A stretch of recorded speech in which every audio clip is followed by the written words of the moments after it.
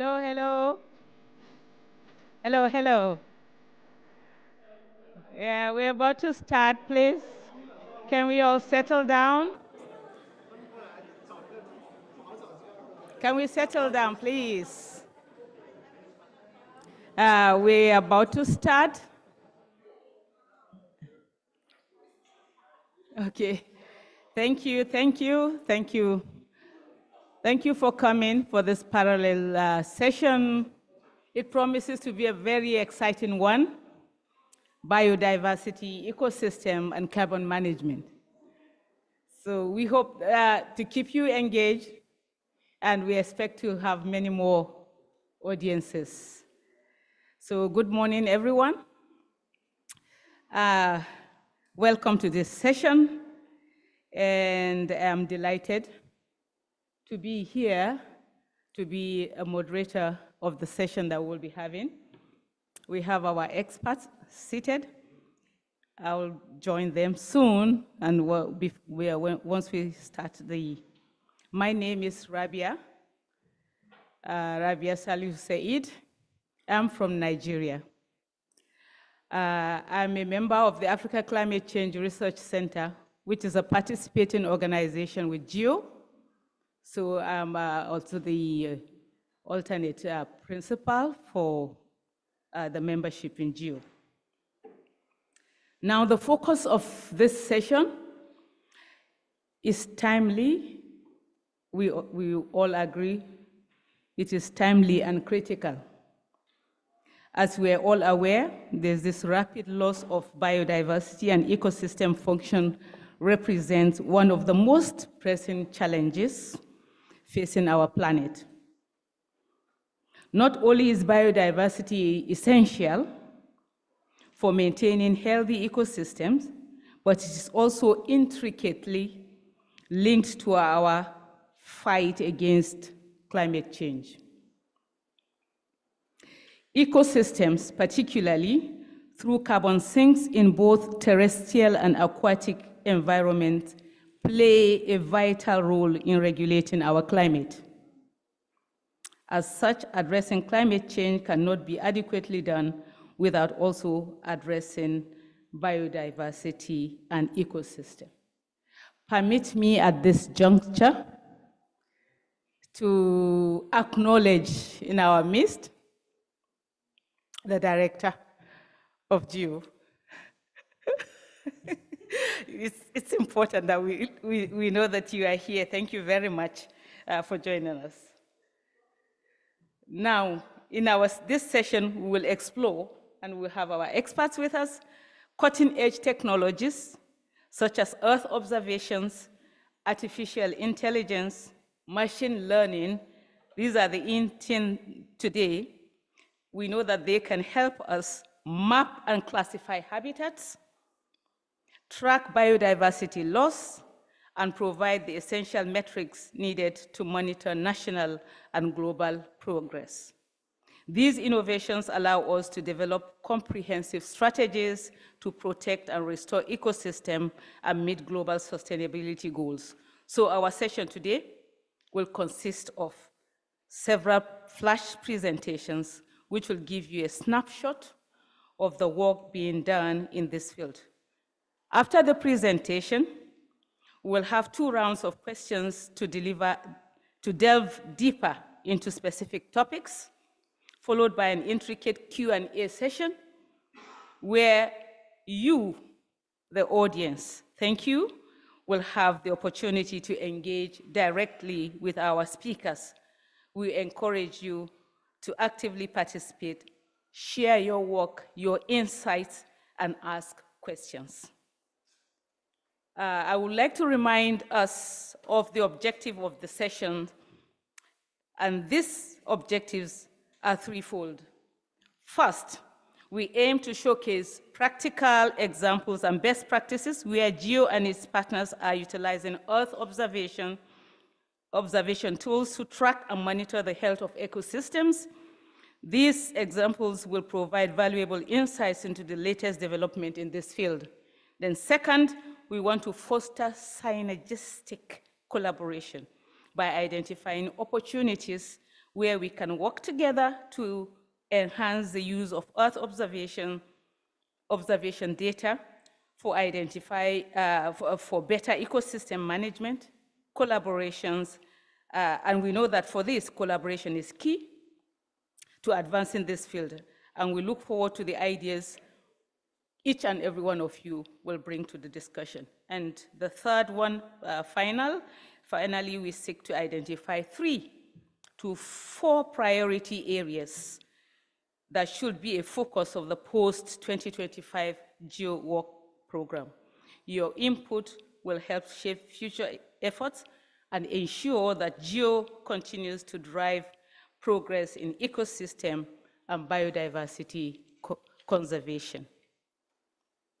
Now, you might be wondering why this session where does this session fit into the larger picture? This session today that we'll be delivering here plays a crucial role in setting the foundation for the GEO's post-2025 work program. So to achieve the transformation we need, a few key changes are being introduced in this new framework.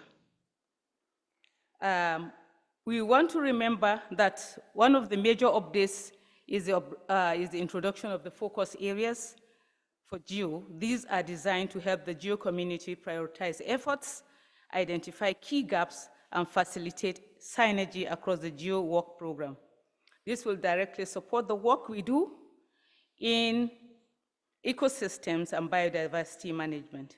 And in terms of ecosystems and biodiversity management specifically, GEO will continue to play a key role in providing essential data to track national and global progress in biodiversity conservations, leveraging Earth observation, artificial intelligence, and machine learning. And ground-based methods will also allow us to create comprehensive strategies to address climate change through the protection and restoration of our ecosystems, and particularly through the management of carbon sinks in terrestrial and aquatic environments. Ultimately, we hope that these efforts will guide us as we collectively work towards preserving biodiversity and supporting the global sustainability goals in the post-2025 GEO work program. So now, let us dive into the exciting flash presentations that will come, and then we will have the interactive discussions. So I will start. I will be going back to sit while the speakers come in one by one.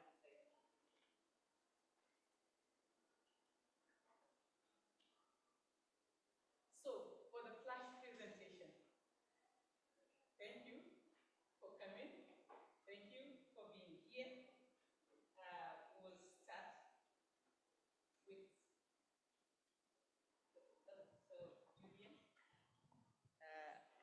Oh, thank you very much. Okay, thank you. I would like to welcome Julian, who will be presenting on recent work that the Food and Agriculture Organization has been doing for improving in-country capacity to use geospatial data to monitor and report on forests, as well as forthcoming technical and capacity needs for monitoring and reporting area-based targets in the global biodiversity framework. He will place a special focus on target 2, which relates to restoration efforts. Please join me in welcoming Julian Fox from the Food and Agriculture Organization to make his presentation. You have 7 minutes.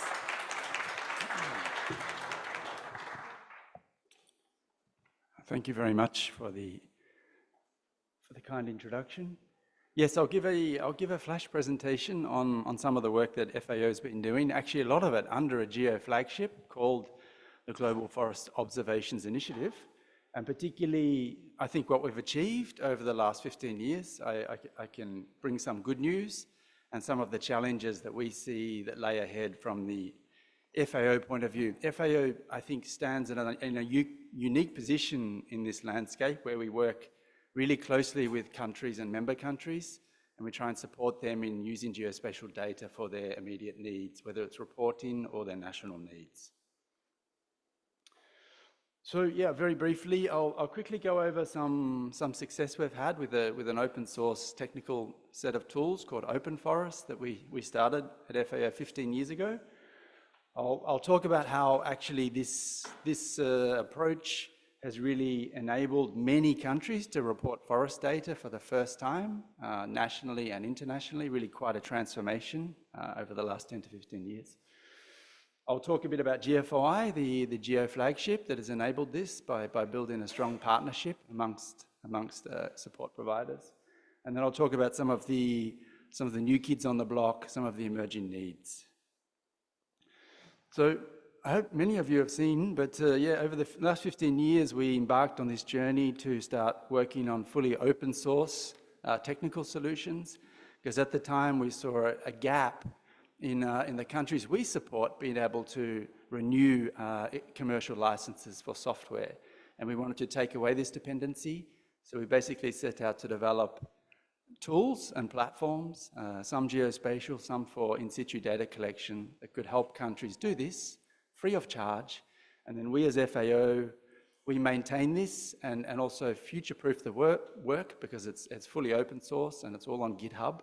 And a lot of countries actually take the raw code and adapt it to their national systems, and other countries use these platforms and tools as we've developed them. So we've had a lot of success in this, in enabling countries to be able to report particularly on forests, forest changes. Well, 250,000 users speaks for itself.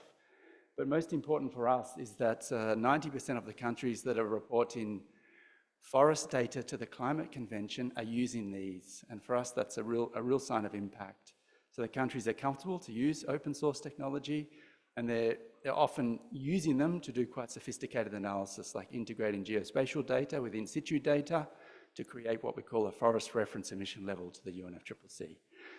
So in fact, over the last 15 years, we've seen many countries for the first time having really good forest data and really good data on forest cover change and being able to report this internationally to the UNFCCC and to FAO's Global Forest Resource Assessment.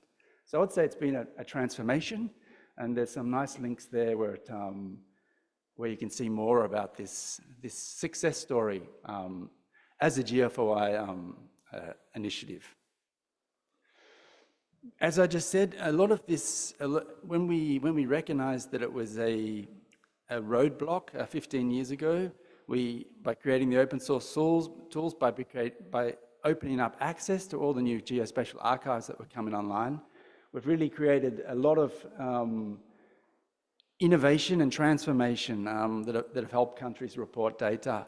I mean, often this data at the country level, its importance is for international reporting, international commitments, but even more importantly, for national decision-making processes. So really, we've been trying to build capacity in the ministries that have responsibilities for forest management, and they themselves create the data, which helps them manage that resource better. For us, that's a really critical outcome. Secondary outcome is the ability to report internationally to international commitments. GFOI, as I said, a flagship of Geo, launched over a decade ago, I think, has had a huge amount of success in basically bringing together the forest monitoring community in a cohesive way. So creating a space where partners can talk to each other and exchange on the latest R&D, methods and guidance, capacity development, and data coordination. All the big players that are involved in forest monitoring are there, and many member countries actively participate in this. We have a large annual plenary where we usually get between 300, 350 people to come together from forest countries, from support providers, to really recalibrate regularly, and I hope many of you have joined us. The last one was in Rome last year. Some of the new challenges we see, so I think we've had great amount of success on forests and climate reporting to the convention, and we can see this with over 100 forest submissions to the UNFCCC. The new kid on the block, as we know, is the Global Biodiversity Framework and the area-based targets of that Global Biodiversity Framework. The one that we are particularly interested in, and we put up our hand to support fairly early, is Target 2, and that is the the amount of area that's under restoration by 2030, and the target is 30. So a lot of the GBF targets are 30 by 30, so 30% of degraded ecosystems under restoration by 2030. You can see straight away, because this is geospatial and it's country data, there's a huge amount of work to do in supporting countries to collate this information and report it to the CBD Convention. So these are some of the early planning, monitoring, and reporting tools we've developed for restoration, for tracking restoration, planning, monitoring, and reporting. And I'll go into, yeah, and basically the reason why FAO ended up being asked to support this was because at the launch of the UN Decade on Ecosystem Restoration 3 or 4 years ago, they asked FAO to lead the effort to monitor the progress on the UN Decade. So we'd already been thinking about how to do this with countries, and we basically worked with, I think, over 150 experts from many organizations to develop what we call the framework for ecosystem restoration monitoring, and I'll talk about this here. So it's built on, well, this first is the Task Force on Monitoring. We had this incredible collaboration, a bit like a GFOI, really a place where many experts leaned in and supported the development of a system that reflected the needs of many different stakeholders. Restoration is unusual because it cuts across many different stakeholder groups, from Indigenous peoples, local communities, provinces to states to countries.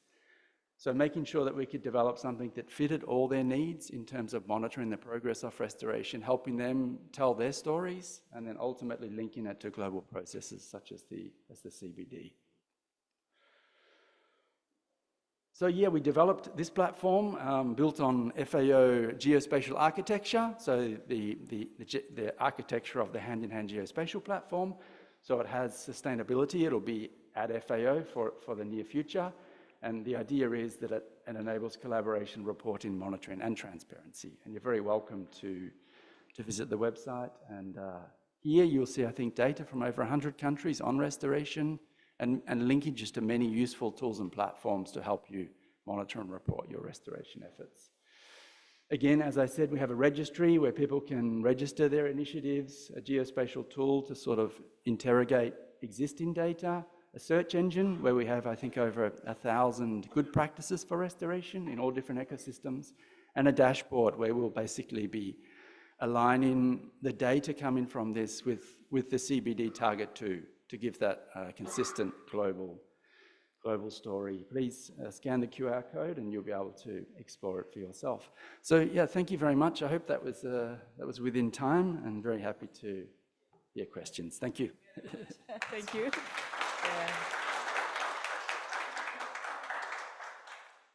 Thank you so much, Julian.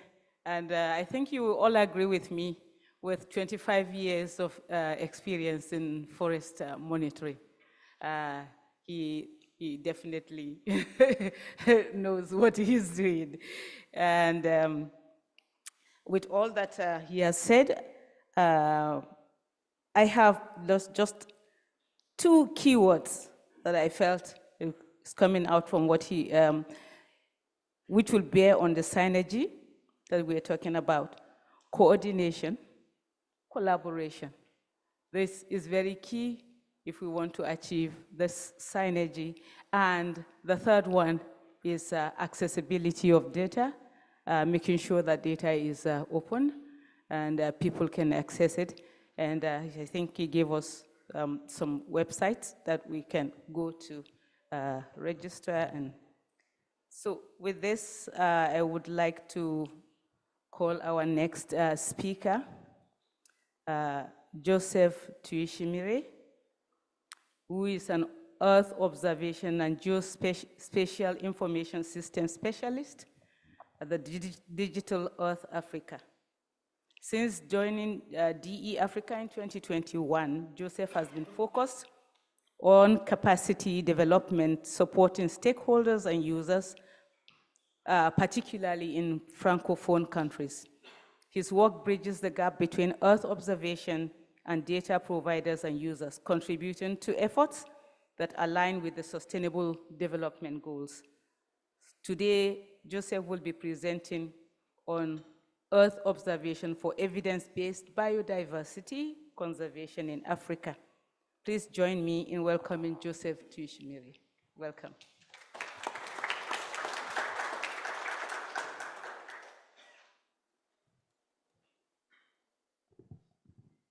Thank you, moderator, and good morning, everyone. Still waiting for my presentation to play. Oh. Okay, thank you. I'll be talking about the mission of the Africa and partnership service tools, approach, use cases, about development, and also how we can get connected. In a few words, Digital Africa is an initiative born from Digital Australia 5 years ago, trying to connect the data to users, especially targeting the monitoring of agriculture and food security, water resources, urbanization, coastlines, trying to inform several decisions across the continent.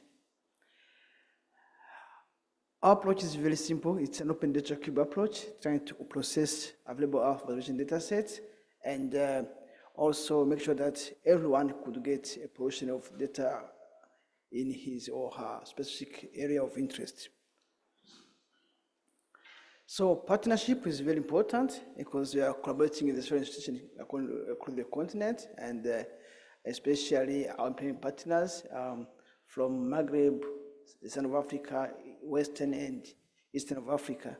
And our data set was to Amazon Web Services in South Africa, Cape Town, and we are trying to inform several decisions and even products like GeoMAD, cloud-free mosaic covering the whole continent, and crop mask, fractional cover, even climatology, coastline, and water observation services. All those are free available and they are ready for use. Easy platforms like maps, which are very easy, kind of interactive maps. You can view data sets and export and share results.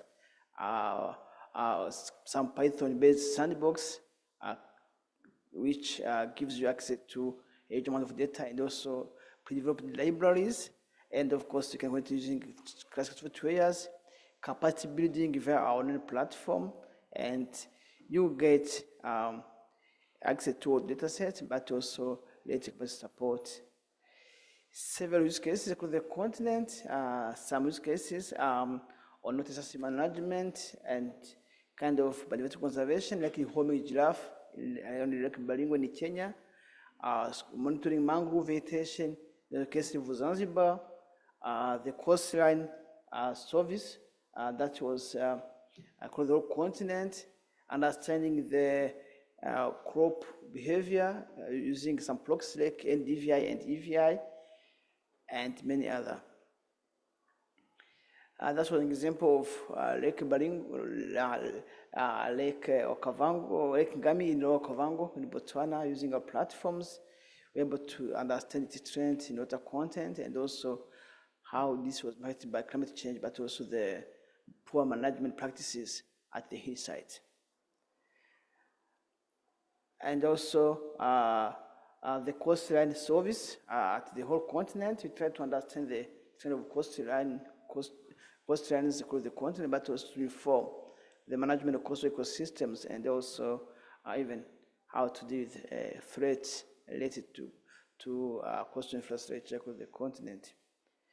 That was the example of homing giraffes in Lake Baringo, around Lake Baringo in Kenya, and we had to take back the giraffes to their initial home range, and because the lake water table was increasing and invading the island.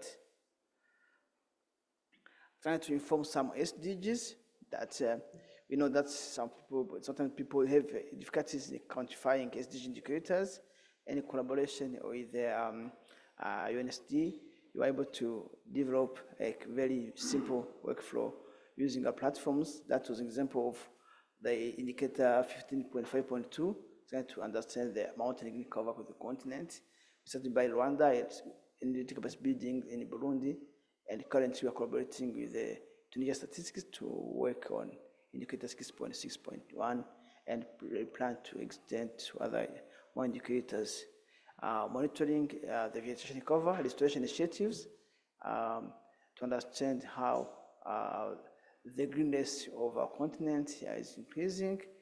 We try to use our platforms to understand. This is an example of Kinigi in Rwanda and Vikings National Park that is being restored, and you can see between the two periods that the efforts are paying. Understanding the mangrove vegetation, mangrove are very critical aquatic vegetation that hosts a lot of biodiversity, a lot of carbon sequestration, and they are being threatened, and we try to understand how they behave, their trends over time, and this is feasible via the Africa platforms. And of course, we know that capacity development is very key, and we've put online several courses. Some of them are generic, but also have specific courses that's related to biodiversity, like monitoring of water resources and land degradation, the coastline monitoring. All those courses are free available. You just register and you do them at your pace, and then you get a certificate, but also you'll be able to contribute to several initiatives across the whole continent. Of course, we stay connected. You can go to our website. We have weekly discussions, what you call live session, when we try to share some available technologies, good initiatives, and whenever you have something to present, please knock at our door. I'll be very happy. And on this, I say thank you.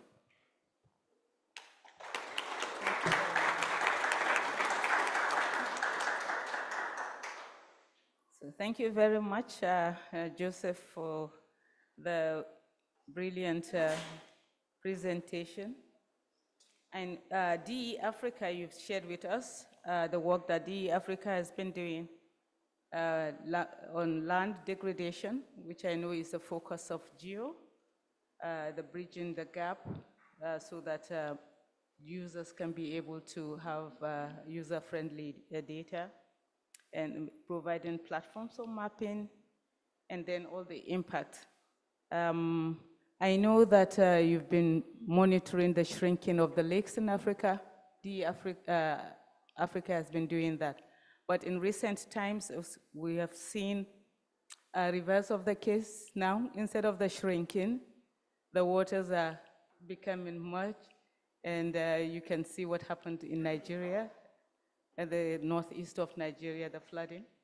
So I'm thinking that perhaps Digital Earth Africa will look into probably, apart from the shrinking now, start to move towards what is responsible for the excess water, and then probably if there can be the monitoring to show and have early warning so that it doesn't impact like we just saw. So thank you. Our next speaker is Stephen Ramage, and he is the Executive Officer for the Committee on Earth Observation Satellites, CEOS. He took over this in January this year. CEOS is the leading global forum for coordinating space-based Earth observations, working with space agencies and partners around the world to improve how we monitor our planet from space.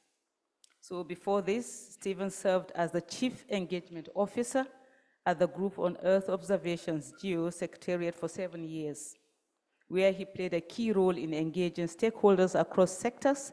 He is also a member of the advisory board of GeoBon, the Global Biodiversity Observation Network, contributing to biodiversity monitoring efforts worldwide. So we'll be glad to listen to Stephen. Please join me in welcoming him.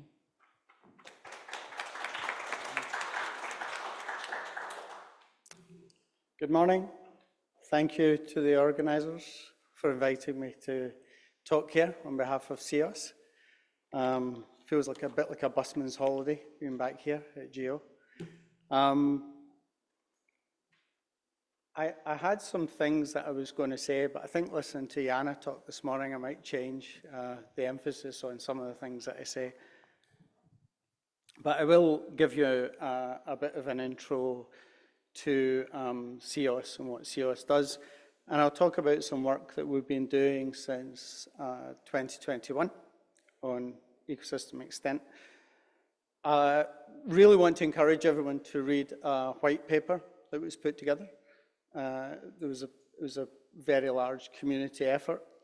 It's only 40 pages, so it's night reading for you, or light reading. And I'll go over some of the demonstrators that have come out of that activity, and then I'll talk explicitly about what we're trying to do with biodiversity at CEOS. And then finally, I guess the key point of being here is the collaboration with GEO. So CEOS is, I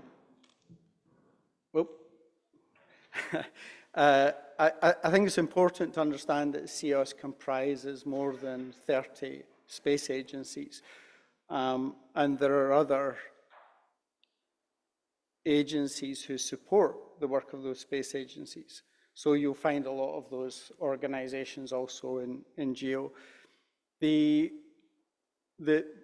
Many of the space agencies have budgets in the billions of dollars, and a lot of that is for Earth observation satellites, but also with associated investments such as data and platforms.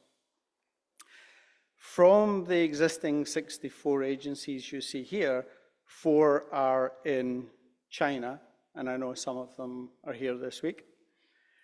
And there was an analysis done by my predecessor, so there's quite significant contribution from CEOS to the GEO work program, which if anyone's interested in, I can also share that with you. CEOS is also on the program board and an observer on the executive committee. So as I mentioned, CEOS has been working on biodiversity for quite a number of years. And the ecosystem extent task team was approved at the CEOS plenary back in 2022. So since that time, we've published this white paper, which is quite comprehensive in terms of what can you do from space, which sensors and satellites are useful and relevant for monitoring biodiversity, and the different types of things that you would monitor, that you would look at from space. The way the white paper describes it is providing an integrated international perspective on how space-based Earth observation can be used to support ecosystem mapping and monitoring with a focus on ecosystem extent. So we see there are 2 entities that I guess we would describe as commissioning entities, who are the bodies that are giving requirements for CEOS, for the space data. So they're telling us what data they would like to use for their purposes. At the same time, there are others such as FAO, UNCCD, who are also working on different elements of the global biodiversity framework, which is really the policy driver for the work that we're doing. So there are, and if you look at the global biodiversity framework, it's essentially goal A and a number of different targets that we're responding to. There are 3, sorry, I'll just go back. There are 3 demonstrators. It's not Hudson's Bay, it's Hudson Bay lowlands in Canada, Costa Rica tropical forests, and the Great Western Woodlands. So the first one is the Wapoos National Park, and Julian talked about, indigenous communities, and this is a big part here of this work. This is in the Hudson Bay lowlands in Canada, and if you look here, you can see one of the important things is the integration of multiple types of sensors and data. Also, the diverse types of applications that are made possible. So it is for biodiversity monitoring and assessment, but there are also big carbon sinks in the area, so it's also being used to inform some of the carbon monitoring. If you look at Costa Rica, it's very rich in biodiversity. If you've ever been, it's kind of like you get wowed by being there. In this case, assessing the conservation potential of forest ecosystems using different spectral measures is one of the things that we're looking at. And this, again, I think this dovetails quite nicely with what Julian presented and the work on forests and ecosystems. So this here also looks at different elements of the global biodiversity framework, which is one of the things that's driving us. In Australia, it's the Great Western Woodlands. Hopefully you can see the map okay for the location. I think the first two bullet points here are really important and relevant, not just for the work that's going on in Australia, but I think this is going on for hundreds of global projects in terms of issues around biodiversity, but also the cultural element. And then, you know, these other issues that are driving the pressure that's mentioned there. So in this case, it's also we talked about collaboration. All of these projects are multiple agencies and universities working together. In this case, it's CSIRO in Australia with the Department of Biodiversity and Conservation Attractions, DBCA, and the University of Bristol. And all of them are also using the Open Data Cube. So they're all working on ODC, which is also what Joseph talked about. The Digital Earth Africa is using the Open Data Cube as well. And in terms of data, they're using various Landsat, Sentinel, ALOS, and other satellites. So I'm almost running out of time, but every year the chair of CEOS changes. This year, it's for 2024, it's been the Canadian Space Agency, and they decided to focus on biodiversity. So biodiversity monitoring from space has been what they've been looking at. We held a workshop back in June where we brought together GeoBon, Geosecretariat, FAO, a number of others, to talk about what we can do in terms of bringing the community together, and with CEOS doing the space-based element, providing the data. So the Ecosystem Atlas is an obvious area for collaboration, as well as GBIOS, but more broadly, the work of the bonds from GeoBon. So, and I just want to sort of acknowledge CEOS is 40 years old this year, so which is quite a milestone for an organization that's best efforts. So thank you for your attention and the opportunity to speak. Thank you. Thank you very much, and congratulations to CEO for 40 years of work. Our key takeaway, please read the white paper. Please read the white paper. The CEO's biodiversity activities we have seen, and he mentioned different organizations. So we all come back again to the same words: coordination, collaboration, working together. And then the need for high quality maps that DE Africa is doing mapping. They have mapping platforms. How do we come together? We want this to build this synergy. So all of everyone coming together, I think those are the key words that we want to bring out. Thank you again. Our next speaker is Dr. Sunita Chaudhry. Sorry, I think I'm being biased. I did not mention the titles of the others. I mentioned yours. It's okay to do that. Women, supporting women. Okay. Dr. Sunita is the biodiversity lead at the International Center for Integrated Mountain Development, ICMOD. Sunita plays a vital role in research, policy inputs, capacity building, and advocating for evidence-based policy. She works at the intersection of science, policy, and practice, particularly focusing on the Hindu Kush Himalayan region. In addition to her work at ICMOD, Sunita is involved in the Asia-Pacific Biodiversity Observation Network, APBON, contributing to biodiversity conservation across the Asia-Pacific. Please join me in welcoming Dr. Sunita Chaudhary, and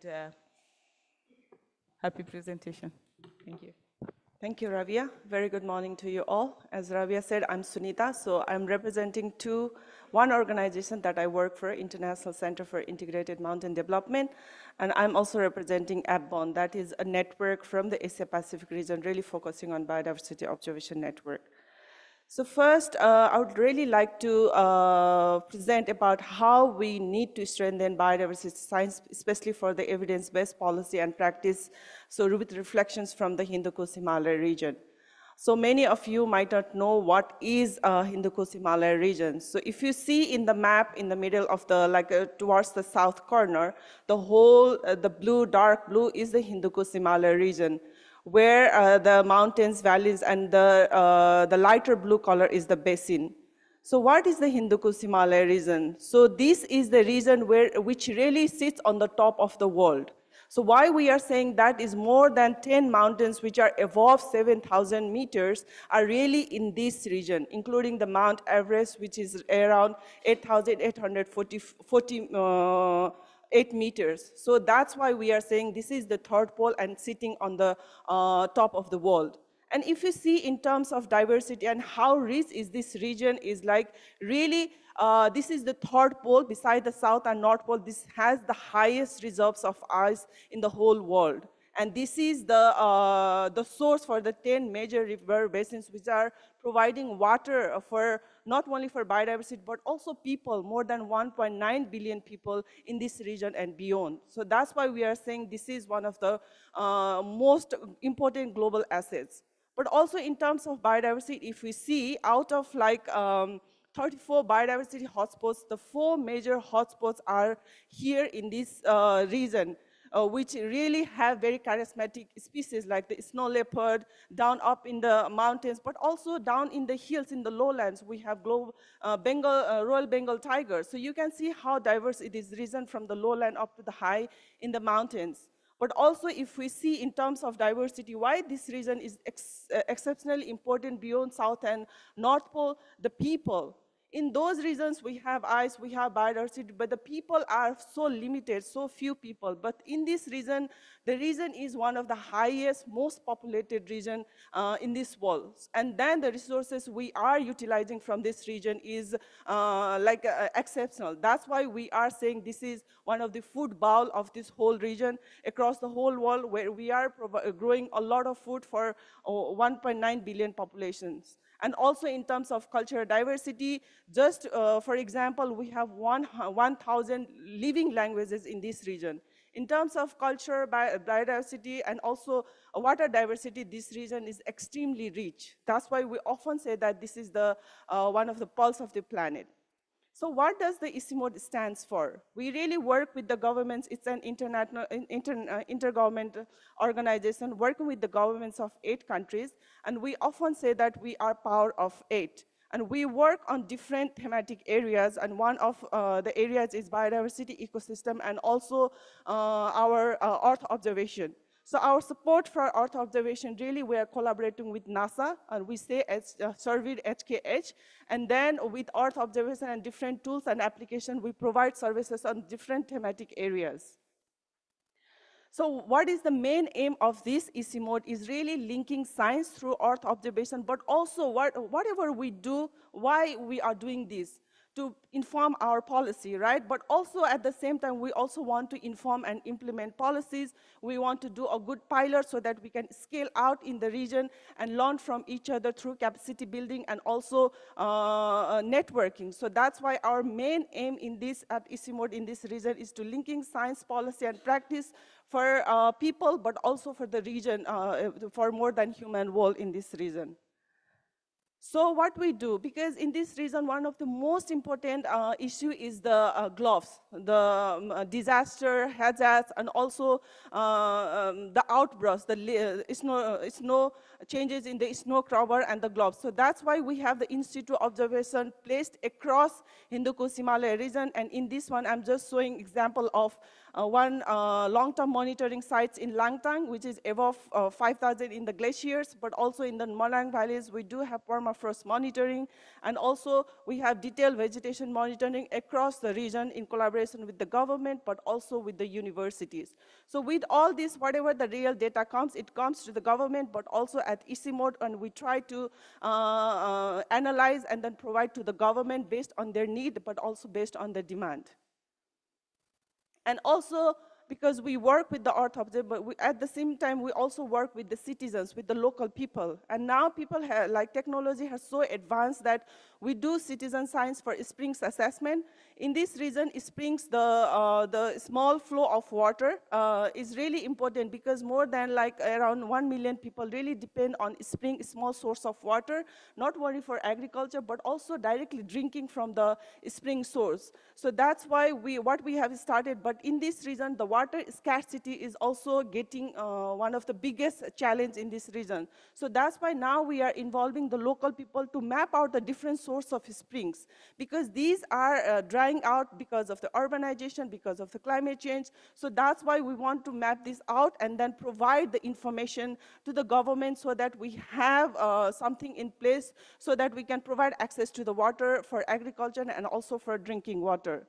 And this is the case study where we have mapped out more than 5,000 spring sources in one small watershed in nearby Kathmandu in Nepal, where like more than 300 women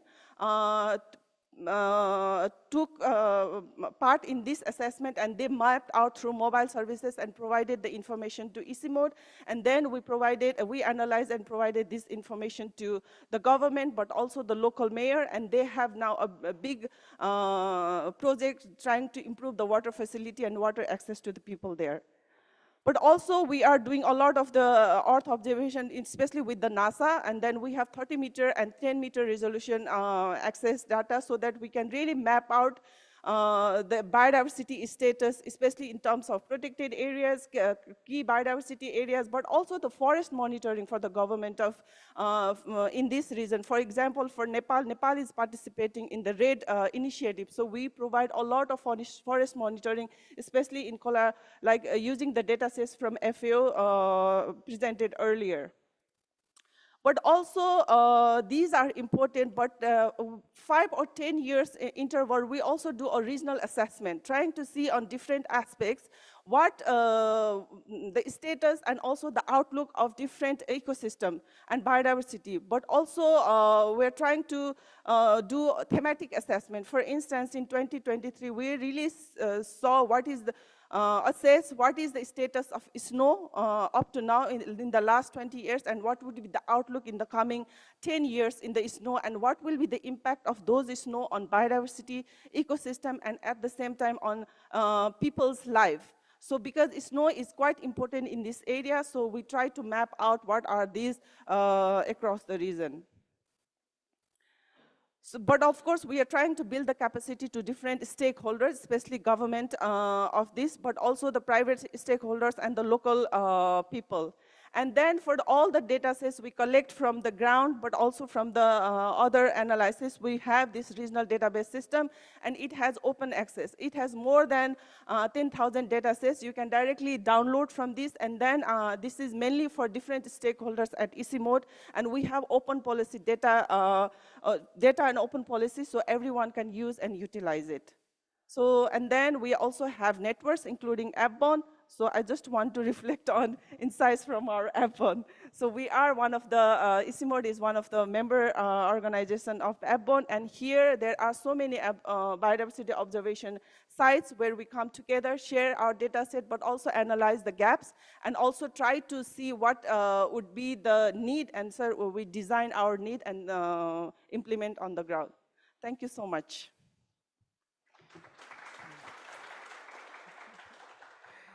Thank you, Sunita.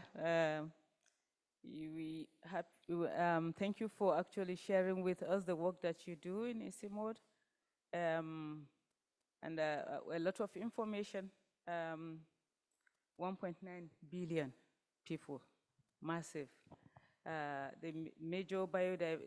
it's a major biodiversity hotspot, and therefore ensuring that the ecosystem remains diverse is really important when we look at this number of people. And you have actually shared with us the critical need for science in informed decision making, and also involving others. I hope it's not just the women. Yes, it's important. Yeah, maybe focus the women, and then you'd also involve the men in also, so that they can help in this decision making, and then the implementation as well.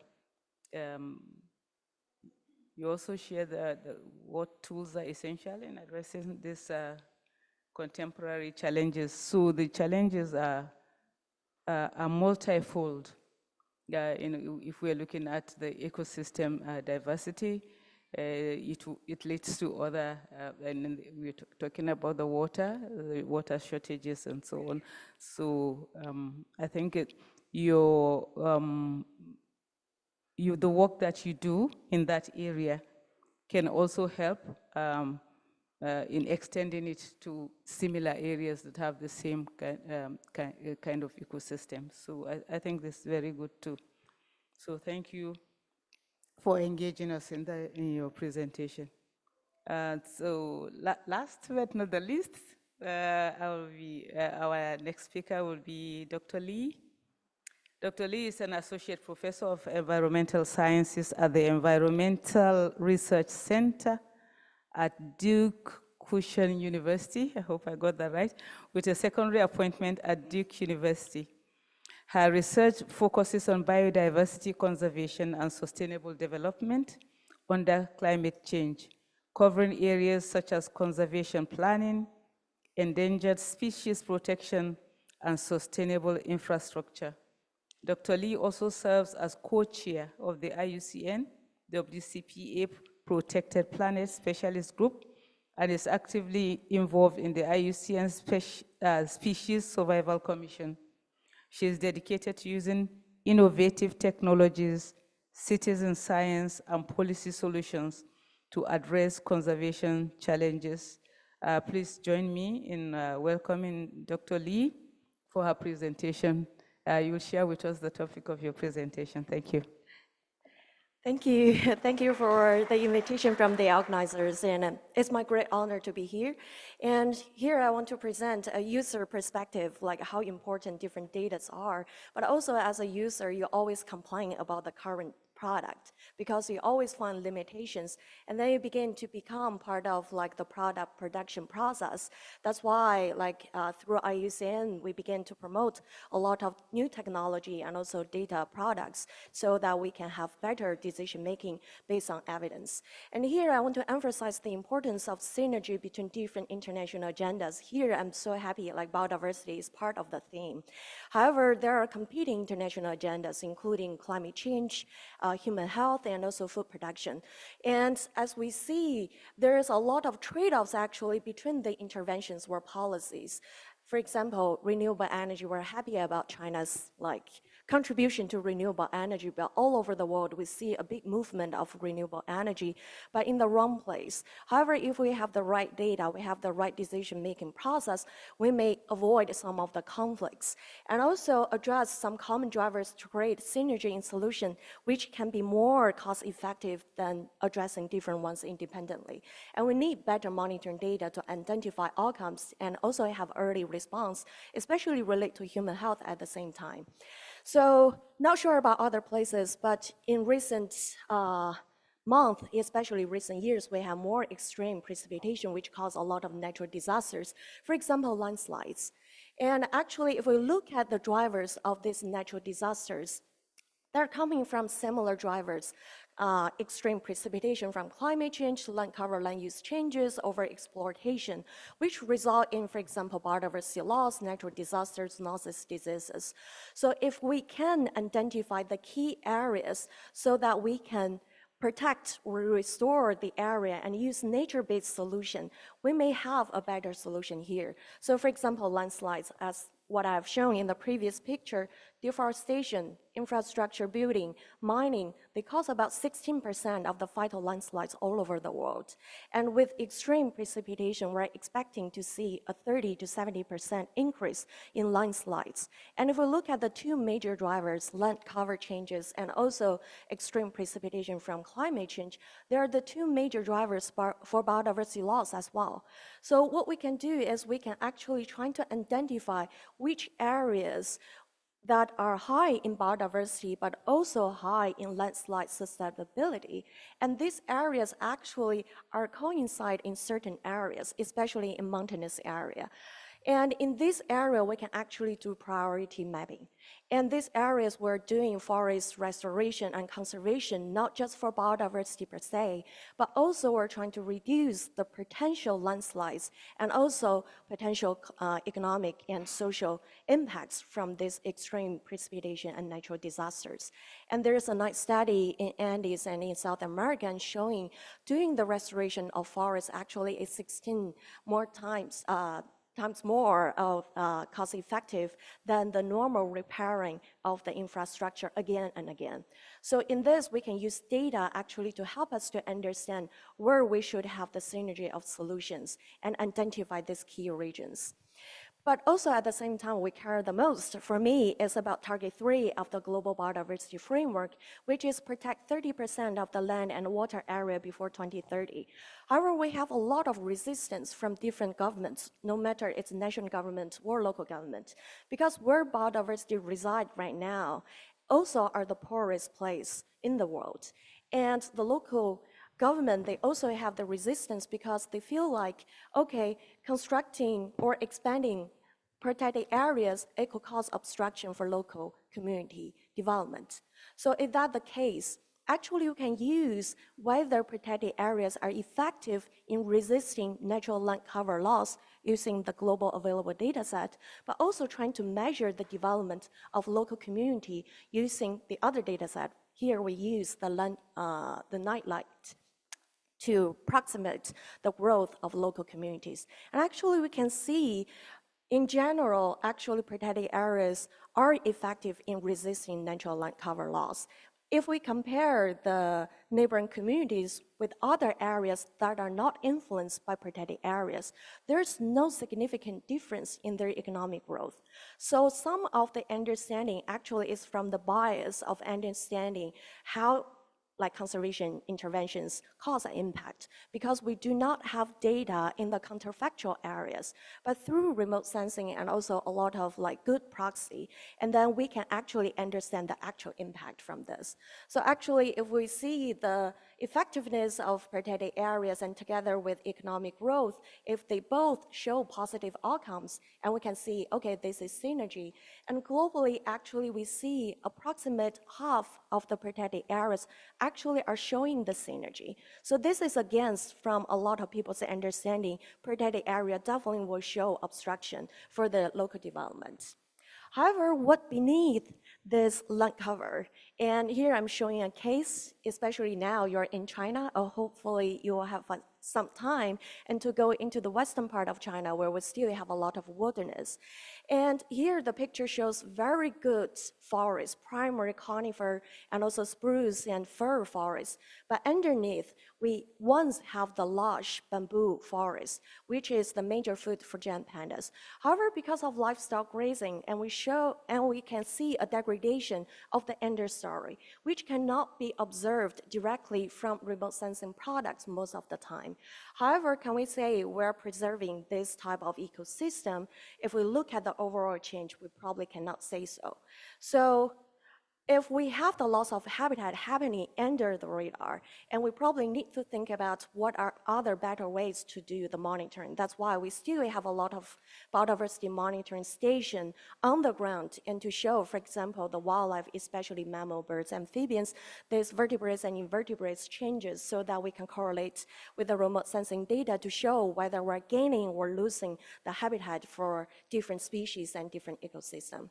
So take-home message is we need to identify regions and for nature-based solution, which means we need to combine different products and also reshape the way how we address different issues and problems.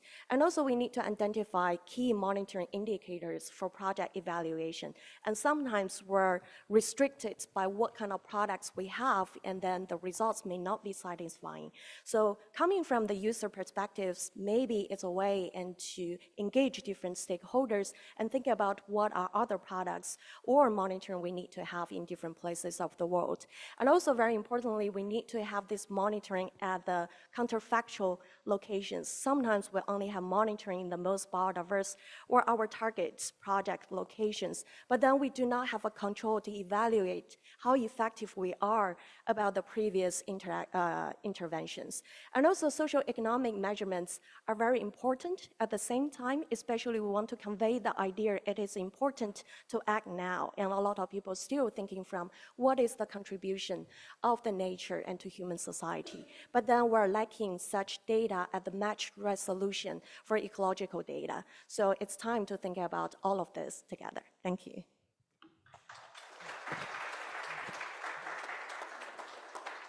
Thank you very much, Dr. Lee.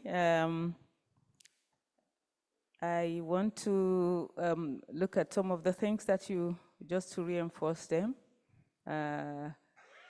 Identify the synergy between biodiversity, conservation, and sustainable development. And then how to address this synergy. You talked about spatial planning, common drivers, better monitoring. So, and you actually also showcased the correlation between natural disaster and biodiversity. And I think finally there was a slide about habitats, the loss of habitat leading also to loss of biodiversity. Thank you very much for the work you do, and I'm sure the audiences will also have time to, when we come to the interactive Q&A. For now, I want to thank all the speakers for your presentations. The presentations that you have given have provided real-world examples and best practices where Earth observation tools are being leveraged to effectively monitor and manage ecosystem globally. So from geospatial data for forest monitoring, as outlined by Julian and Stephen, and biodiversity conservations in Africa, as outlined by Joseph, and then the sustainable development solutions outlined by Sunita and Dr. Lee. We've seen how these tools are being used to address critical environmental challenges. So from here, we'll move into the next part. There are two parts of this, so we'll move into the next part, which is the panel discussion. And I will have 2 rounds of questions for our speakers, and then we'll follow this with a question which is for everyone, including the audience. The audience have a choice of either raising hands to give their answers, or using we'll be using the Mentimeter, and I think Lila will explain when we come to the Mentimeter how we're going to go about it. Okay. Yeah, yes. So probably in the same order that we did before. Sorry about that, Julian. We will still be starting with you. So now that the first question will go to, sorry, I think, I'm sorry, I'm not losing this. Um, this is. Sorry, please bear with me. I seem to have lost the question for Julia. Okay. So the question to you, Julian, is how can we encourage more countries to develop and maintain their own national ecosystem maps for global environmental reporting?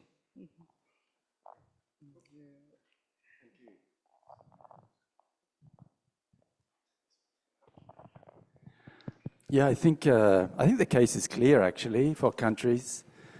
Building capacity in the country and creating country-owned products just has so many benefits for the country. I mean, if it's in, say, a forestry department and they have a team of technicians that are able to create great forest maps, great maps of forest cover change, that can help them manage their forests, which is their responsibility at the national level, for example. So I think, for me, the case is very clear.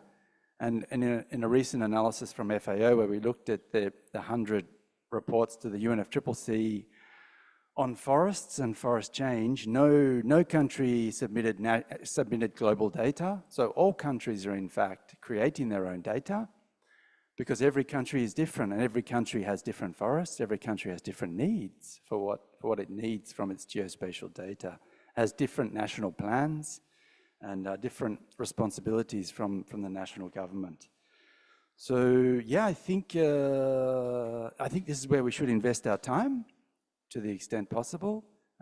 For me, the case is very clear, and some of the new interesting use cases we're looking at is different stakeholders. So we've supported for over a decade governments and the ministries and the departments, but now we're looking at the needs of other constituents such as Indigenous peoples, who in fact have a very different set of needs for geospatial data. You know, they have different requirements, different aspirations, completely different to those in the national government. So first we're trying to unpack those before we understand how we can support them, if that makes sense. So I'm not sure if I answered the question, because for me it's really crystal clear. But yeah. It's clear. Thank you. So I will move to the question for Joseph. I think I have that one here.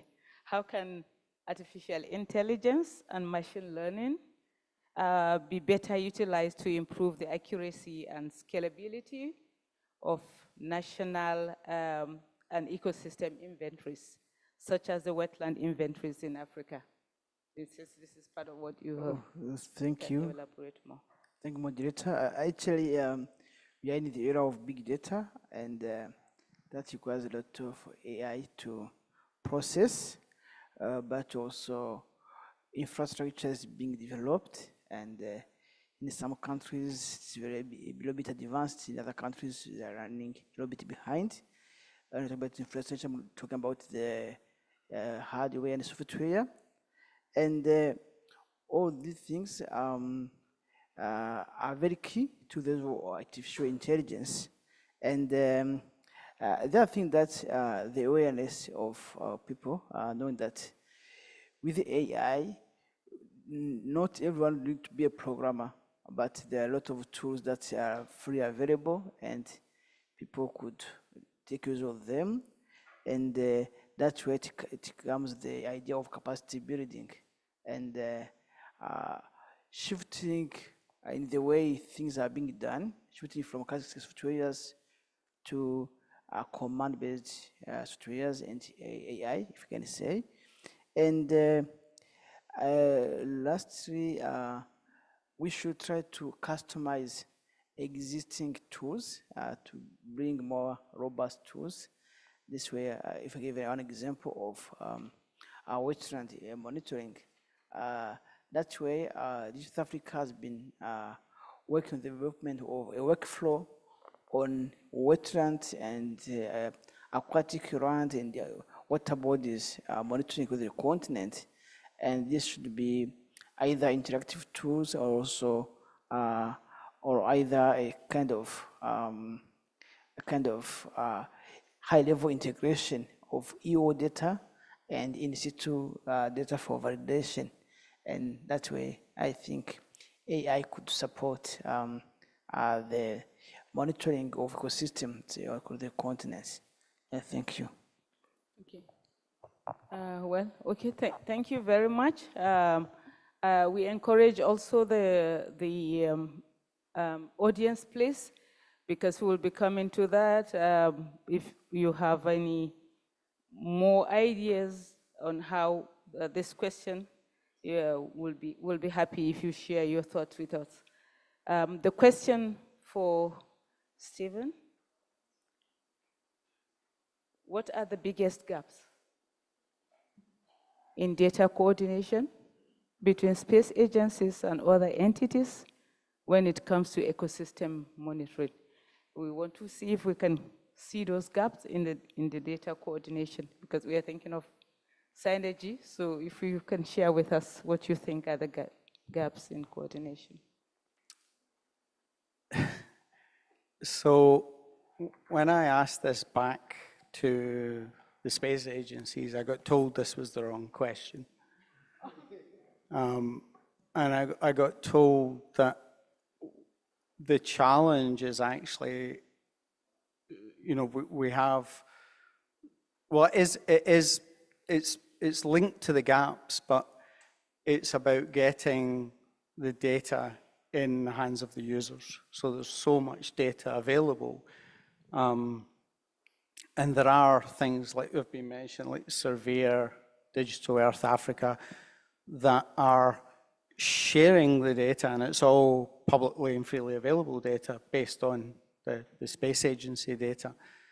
And I think it doesn't matter whether it's ecosystem monitoring or whether it's disaster monitoring or whether it, you know, for all of the application areas, it's the same challenge around that communication of what's already available. I mean, there are gaps that have been highlighted. So UNCBD have highlighted the lack of data for the Global Biodiversity Framework. They've done an analysis. There was an analysis done for the SDGs, where only a certain number of indicators had data. I think it was UNEP who did it, and something like 60% of the data was missing.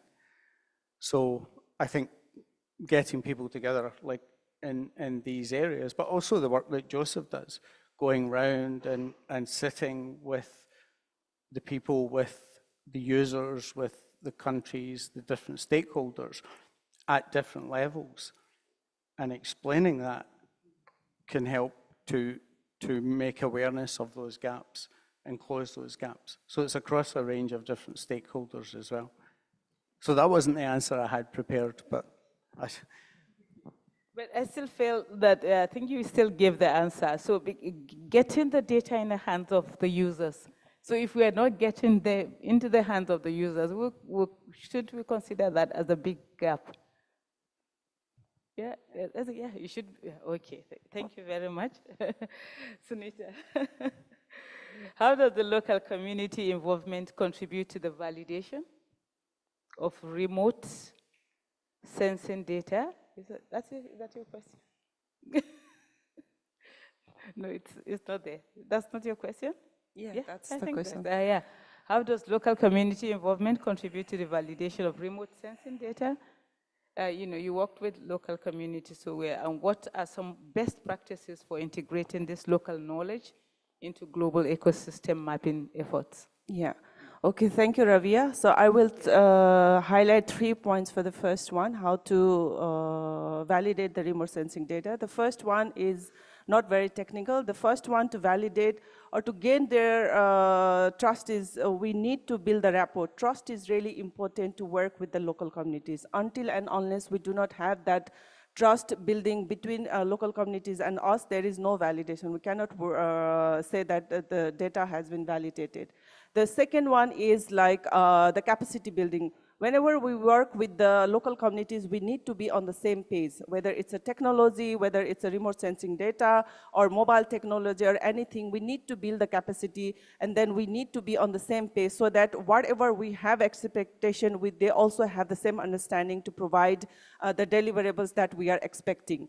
And also the third one is the incentives. So now the people, the local people and the scientists, there is like, we are talking about, they are also scientists, right? They are citizen scientists. They have the equal important knowledge as we have. So we need to have incentives, and incentives is not only about the financial incentives. There are also non-financial incentives that they respect everything.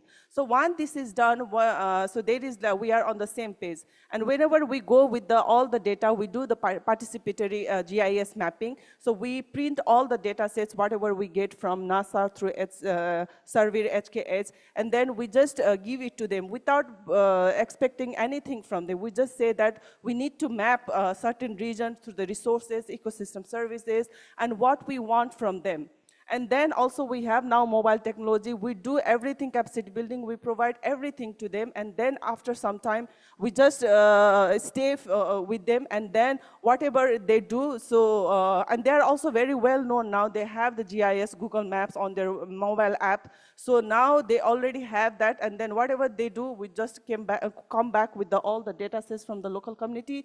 And then we analyze at our office. So how to some break practices, I already said the citizen science on spring site management. So we provided the 3D maps, we build the 3D maps with them, and then we also build the capacity on mobile apps, and then whatever they collected the data, we depend on them, and they also depend on us for anything, because there is incentives that whatever data is we are collecting, there is something used for them at the local level. Thank you. Yeah, thank you very much. Thank you. But so we can still conclude that they contribute to the validation. Also, we can conclude that, yeah? Can we say that or not? Yeah. So local people and local community, I'm really targeting the local community. For us is the local people, and not the local government offices. So for the local government offices, we have different. We work in collaboration with them. After capacity building, we also build the capacity to generate map them by themselves. So whatever they produce, we validate the maps through them. Thank you very much. Dr. Bimbinli, how valuable do you think in situ data for validating global data sets, and how can we scale up these efforts across regions and ecosystems? Thank you for the question. And how valuable it is, I think everyone here probably will not agree it's not valuable. It's not valuable. So I think it's valuable in several senses. First, the in situ data also gave us like more needs for better products. For example, we have a lot of land cover map and forest map, but then when we do the validation, we realize, okay, there's a lot of tree plantations, different species, but we do not have good map about them, and they are different in how they support carbon sequestration or biodiversity. And also, through the in situ data, we can understand the drivers of change better. For example, China government have really good satellite trying to monitor the land cover changes, especially in the protected areas. And they will give a red flag saying, okay, you're losing your forest. But then people will go and check what is the reason for deforestation. And suddenly they say, oh, it's not mining, it's landslide. And not through this in situ data for like validating, we do not know the drivers of changes. We know it's changing. So that gives us like more incentives to understand the drivers and maybe to map them out, like map the human activities as well. And also third, I think it is important to understand how we can have more in situ data, because usually they're sparse, they're very costly, and that's why we do not have a lot of in situ data to support more scaling up remote sensing, classification, and all of that. And this is basically, we probably need to mobilize more efforts, including citizen science, to collect data and AI, and also maybe other monitoring system out there, not specifically designed for environmental monitoring. Well, we can utilize that, and which can become more cost-effective with new technology, but also to think about, okay, mobilize some resources from private sectors instead of just public investment. I think that is a key to scaling up like more in-situ data collection to support future work. Thank you very much. Yeah, we agree actually that in-situ data is very invaluable because you need that to ground truth what you have from the satellite. You need in-situ data. So thank you very much. This that's the first round, but the round of the question I will be asking now is the same for each of you. Is the same question, but then we'll get the perspective from you all. I will still be starting with Julian, which is why do you see the biggest gap in our efforts to monitor and protect the ecosystem?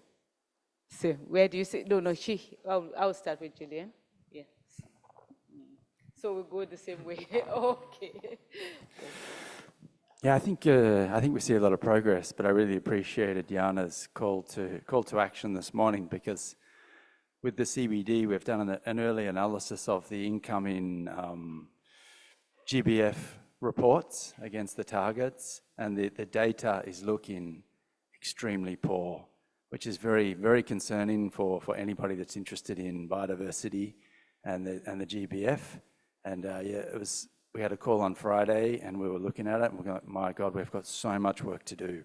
And so I think there's a lot of, and what we've discussed here, there's so much potential. We're working with governments, we're working with stakeholders, we have the capacities, we have the platforms, we know how to do it, but there are some breakdowns. There's some breakdowns in often the countries politically submitting targets to international conventions and then making that target actually meaningful based on geospatial data. There's still a big gap there. I think the political dimension, we should always try and engage the actual people that submit, or the focal points, the CBD focal points, the UNFCCC focal points, to make sure that they know that in fact there's very, very good geospatial data to support this target setting and reporting against the targets. So I still feel like it's a big missing link. Thanks. Joseph, the same with Yes. your perspective. Julia's perspective, the gap is political. So we need to bridge with that. We want to hear yours. Yeah, thank you. Actually, the gap is we need to make this everyone's business. In the opening remark, someone said we are here because EO is our business. So I think it is still thought at high level for academia, NGOs, and the government, but how to reach the population, which information is reached to the local population, to end users. That should be a small gap. And also, if I can see also about the capacity building, so a lot of data, even if we say data might have different levels of qualities, but not everyone is able to analyze, to assess that quality, or even to identify what I need, or to level of details I need, and so on. And lastly, the last SDG says partnership and the synergies among our goals, and I think all initiatives should have that kind of partnership and synergies and learn from each other. Thank you. Thanks. I think Gillian framed it really nicely, and Sunita talked earlier about trust. And I think for me it comes down to what I've talked about for a while called human interoperability. So we talk a lot about semantic, syntactic, data. We talk about all these different types of interoperability. We never talk about human interoperability. So building those, like Sunita talked about trust, building those social contracts is really quite important. And I think we've got enough now, we've got all of these different capacity development programs, we've got the frameworks, we've got the data, we've got everything. So how do we bring all of that together? And I think that comes back to just finding a real way to get the people to work together, which is a lot more complex than just capacity development. Thank you. We we have our audience already. So we'll finish and then we can look at their perspectives as well. The biggest challenge I see we have faced is the access to data. So whatever, we have a lot of data already, but we have different departments for different focal person. There is not one system, like we have to report to conventional biological diversity differently, to UNFCCC differently, but some of the data sets are kind of similar. And the people think that, the departments think that it's their data sets and that they cannot share with public or even with the other department. So there is like divided sectors, you know, they feel that their data is power, right, in some sense. So they try to do not provide the access, the first one. So that is the biggest challenge I see. And also at the global level, there is no synergies. There is limited synergies between all the conventions, and that is reflected at the regional and also at the national scale. And that is one of the biggest challenges that I have faced working at the interface between capacity building, science, and policy. That is they think that it's their data, and then they have like a very sectoral approach. So we need to have this nexus thinking so that we have this on board. Thank you. Okay, it's 2 minutes. I think a lot. Okay. Okay, I will be quick. So I think we talked about this with Jana, and when we met like in Italy, it's like what kind of monitoring system we need right now and also in the long term, because what is available right now is not enough, but we need to act quickly. But also that creates some dilemmas because the indicators may not be good what we monitor now. And the most important part is we're working, I see that in silos as well, and also not mobilizing a lot of private sectors and public into this. And we have invited some companies and to do conservation technology. They said like, we can do this out of charity, but this is not a business sector for us because we do not see profit in it. However, if we can engage more people into this, there may be a lot of innovations that can happen. So whether this monitoring or the indicators or the outcomes can link to development and to like their own interests, that will be a key to mobilize more people to get engaged, including innovations and also protecting ecosystems. But right now we're lacking the mechanisms and policies and in that, so I see this is the biggest gap. So thank you very much. Now we have the same questions thrown to the audience, and these are the answers that they have given. Can we see anything from your expert perspectives? I think this came out, the validation from local opportunities for crowd-sourced data without generating user fatigue. Very interesting one there. Lack of accurate educational and targeted capacity development. Someone mentioned that among you here. Data validation. We have lack of awareness of the existing and prospective efforts in underdeveloped and developing community. I think this wasn't mentioned. And if we can, this lack of awareness of the existing and prospective efforts in underdeveloped and developing countries. Any suggestion to this? Is that a big gap?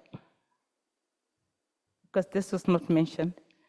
Almost all the others, classification system, the needs from remote sensing perspective, but this one captures something. Do we have a lack of awareness as a gap? You think so? Sunita, yeah? I think there is a lack of awareness, definitely, because we are EO community, so that's why we are well aware about all these tools and technologies. But if we go out of this world, there is very limited awareness among different target groups. So I think this is very valid that there is lack of awareness, but we also need to work on a lot of education and awareness raising about what tools are available there and how those tools can be used and then provide services to the different target groups. So I agree with that. What about working in silos? So I talked about this because we need to work at the nexus between different departments and different conventions like CBD, UNCCC, UNCCD. So they are working in silos and we are not sharing data with each other. So there should be an integrated system that really work on indicator, and then one system where all can report, and then we have access to those all data sets. So we are working silos, but there is a need for nexus. Okay. Thank you. Yes, I was going to just ask if there's anyone who wants to say something, they can raise hands. Anyone passing microphones?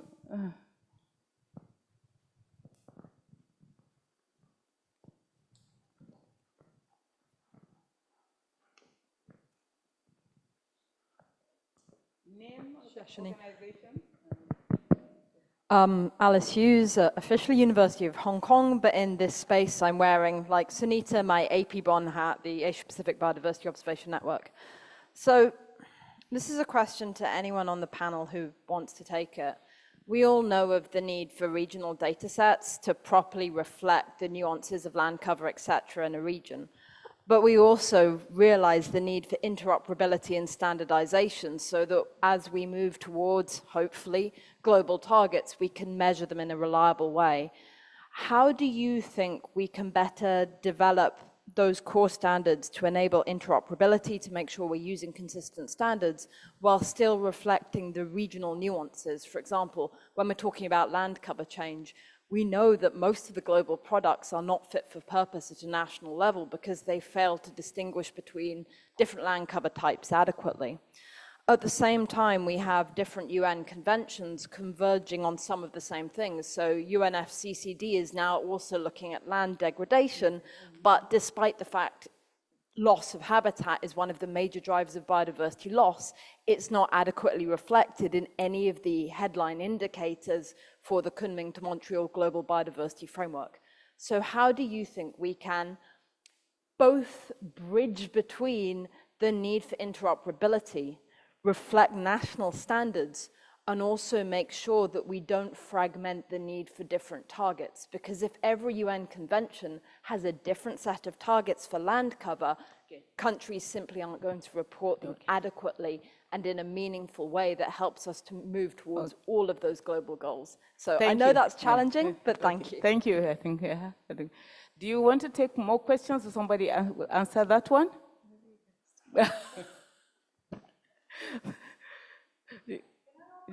Oh, that's good. Okay, thank you.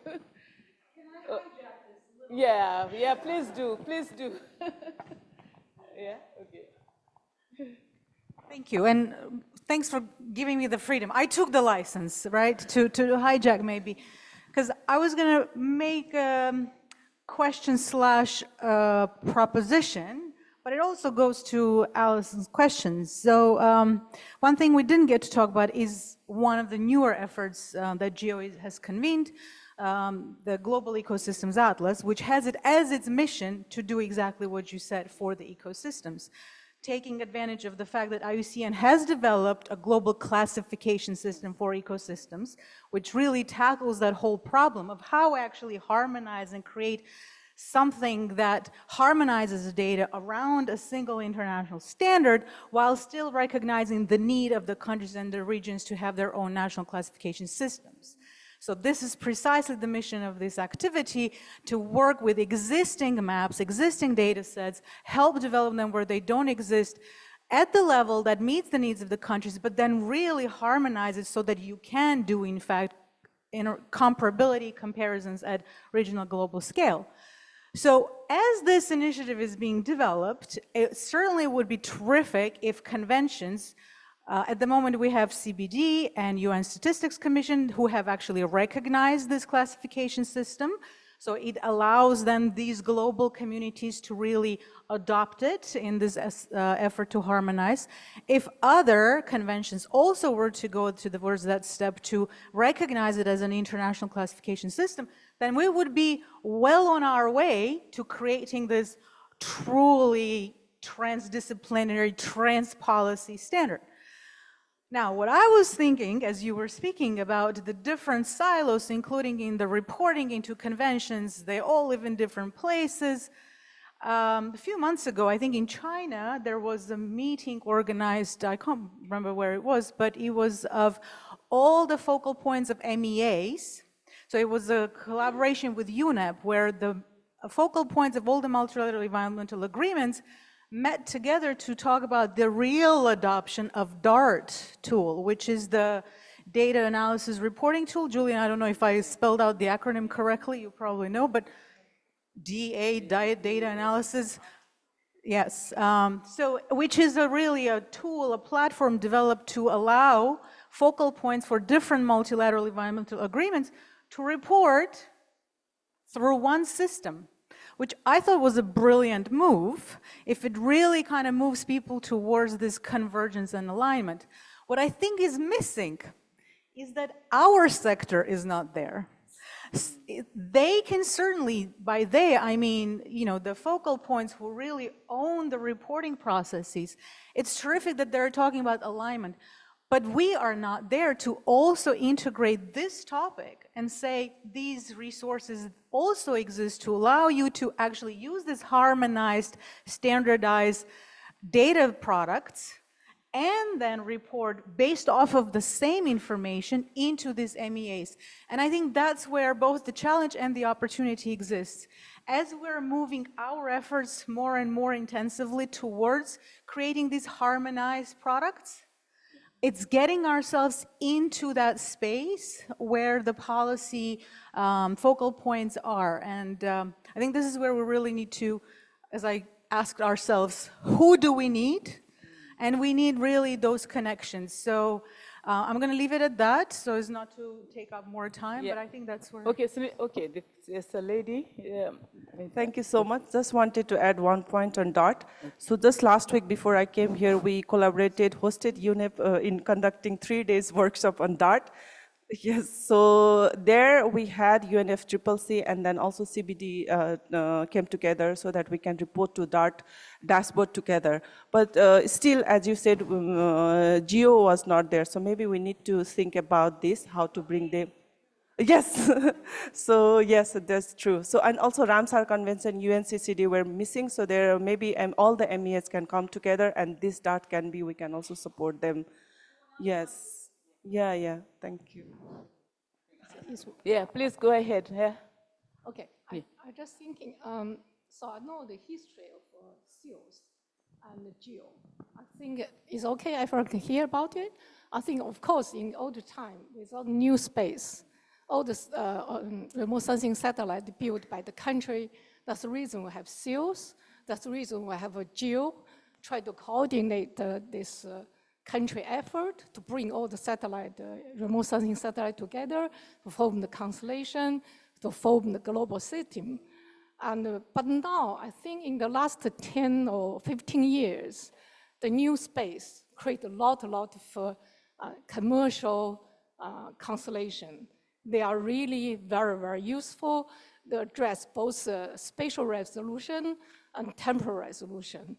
I think if we really want to fully utilize remote sensing, satellite remote sensing capability, I think I would think for Geo, SEALs, need to think about how to combine, because these really addressed application, and how to combine this effort into Geo and the SEALs effort, and how you can bring the country together to bring this commercial effort into the because they are really addressed the real application. Because originally we have one satellite, it takes 60 days to come back to revisit. Now they have daily revisit, hourly revisit, but this system is not included in the SEALs, not in the Geo. Please answer.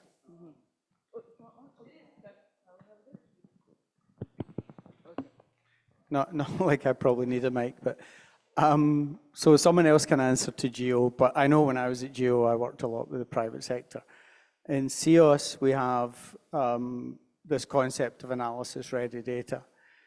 And the private sector, there's a self-assessment process to check your data complies with the product feature specification of analysis-ready data within CEOS.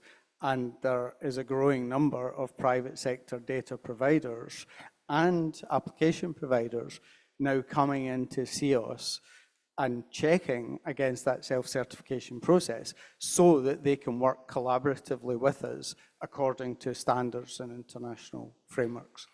So there's also a 172, Katie, how long is it?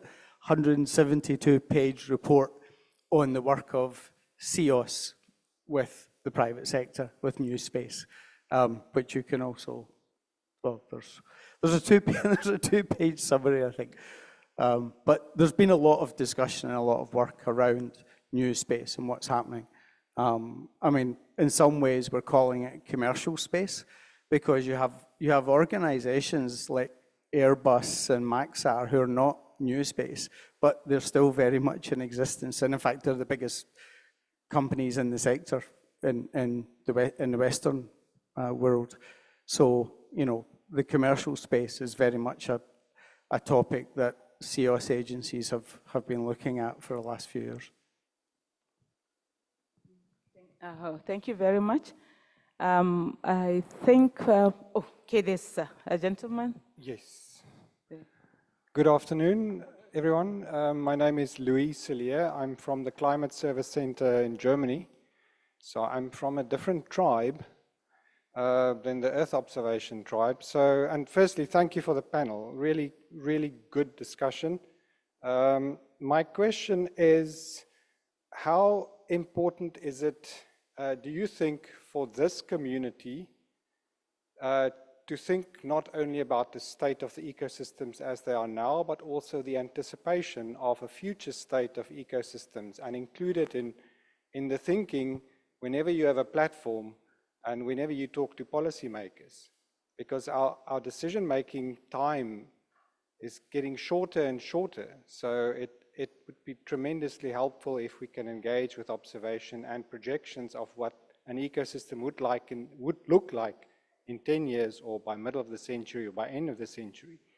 So how important do you think it is to include anticipation in our thinking in Earth observations?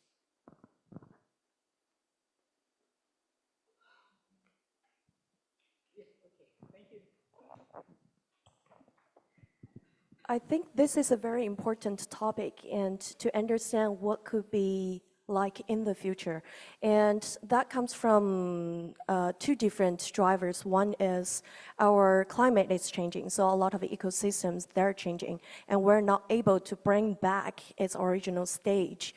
Like maybe 100 years ago, we have to predict what is available, climatic conditions available, and what kind of ecosystem we can bring back, the baseline. But also, we're having the land cover, land use changes, and because of different socioeconomic drivers, and also policy changes. For example, now globally we need to protect 30% of the land and water.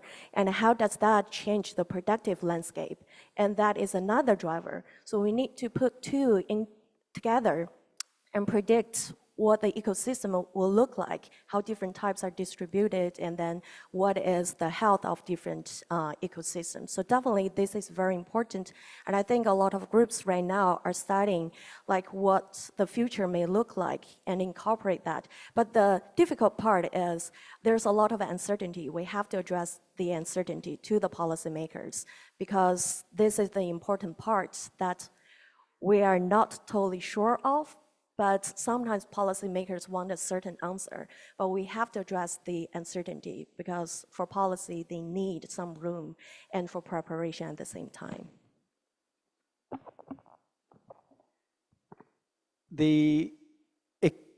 Governments make decisions based on macroeconomic situations. We're not talking here about finance. There are things like the Task Force on Financial Related Nature, TNFD, Task Force on Nature-Related Financial Disclosures, who are actively working on a public data facility, which includes Earth observations. And that is going to banks and financial institutes. And that's how, you know, capital investments, capital flows will change how the governments view things like Earth observations. There's obviously one element of the value chain and what gets invested upstream and downstream, and that drives industry and economic activity. But the other more important part, I think, in this discussion is the value of nature. So how do you value the cost of ecosystem services? How do you value not being able to provide food or water to vast amounts of communities? And I think that type of activity, and also Jana mentioned the World Economic Forum report in her plenary talk, that report should go to business leaders and government leaders. And some of those are not, we're not really in, they're not necessarily our audience. But going through things like the World Economic Forum, you know, if you go to a GIS magazine or an Earth Observation magazine, you'll reach 50,000 people. If you go to the World Economic Forum, you'll reach 8 million people, and it's a different type of audience. So I think there's a couple of things there in terms of those different activities that are not historically or traditionally in our sector, but they're starting to use EO data as part of those processes. Thank you very much. Due to time constraints, we can't take any more questions. But this question to the audience, and we have responses. How can GEO best support countries and industries for reporting on and tracking ecosystem through its post-2025 work program? So we have answers such as providing the coordination body through the ecosystem atlas to bring actors within the space together. Targeted capacity building through the work program activities. Capacity development so countries can co-develop and fine-tune global solutions and tools to their own condition. The work activity should deliver high-quality system atlas, essential ecosystem variables product at multi-scale consistently and operationally. So what do you think about these answers? That will be our final take, yes? Just quickly on the essential variables, I mean, that's something in CEOS we're seeing a lot. GeoGlam is doing work on essential agricultural variables where they've looked at the essential climate variables and seen what there's overlap, and they can also look at essential water variables. Same here for essential biodiversity variables. I think these variables provide a sort of a building block for so many different things, and it's AP-BON uses it, GeoBON uses it globally.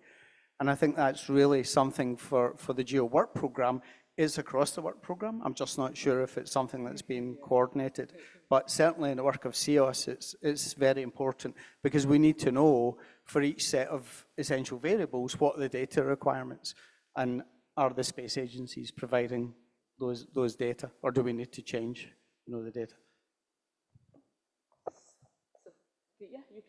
So if I go to the capacity development for countries to develop and fine-tune global solutions and tools to their own context, so I think this way we need to put much effort because if we see a country trying to consume the global data, sometimes people don't know how to downscale. For example, like if I go to Rwanda, it's a very small country. Imagine the global data fits China is being applied to Rwanda, so we need to do a lot of manipulations and try to fine-tune this, and we need also the capacities, and I think that's very key, and it's a good entry point to consume EO datasets. Thank you. Thank you. And since these are advice or to GEO, we will put all of this into our report. GEO, the audience is asking, extending hands to more institutions, in this case, educational institutions. So we'll have all of that, we'll have them together. But the key point or the key takeaway, data sharing, working together, collaboration, coordination. All of this is part of what we would require to build synergy. And once we have this, we will be able to have better ecosystem diversity. I want to thank all our speakers, our expert panel for your presentations and for the answers that you gave. I would like to thank the audience for staying with us and for answering and for those who were able to ask questions. We thank you very much. I apologize on behalf of this session that we were not able to take any more questions or comments. So thank you all, and I don't know, Leila, do you have any closing remark? No? Okay. So thank you very much, and we'll see you again in other sessions. So I just have some quick housekeeping information for you. So the lunch is now served on the first floor, just downstairs. And for those of you who haven't collected your badges, please go to the registration desk in this building on the ground floor also. You can ask also Wi-Fi code there if you need some Wi-Fi connection. And we have live demos starting at 1 p.m. in the exhibition hall. So please take the opportunity to see what colleagues have achieved. See you this afternoon.